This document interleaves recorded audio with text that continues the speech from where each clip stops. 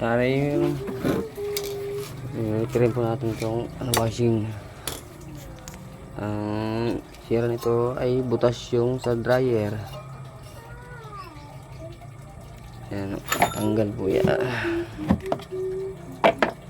Yung nire-remedyo na po lang natin yan.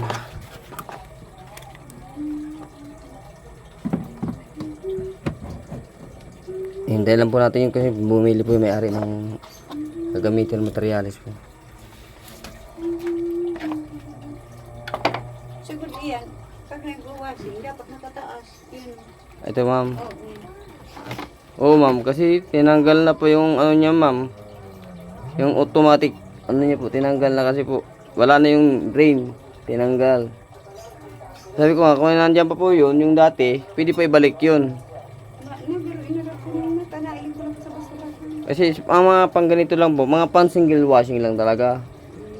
Ngayon, pwede naman po to, wala naman problema. Kaso lagi-lagi lang kataas. Ngayon lang, magdudouble hose ka na yun. Magdudouble hose na, dalawang hose na. Dito dati, isa lang. Pero kung nandiyan sana yung dati, pwede natin may kabit uli. Dahil pingot-ngot na mag-akang kinot. Ngunit po. Pwede naman po yun. I-drain ano lang po natin, double hose na lang.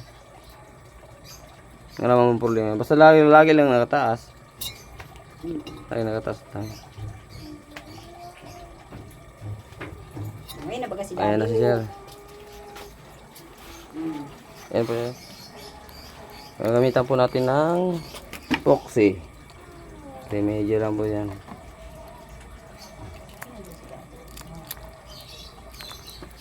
Ilang tabay lang guys, mamaya pagbalik ah.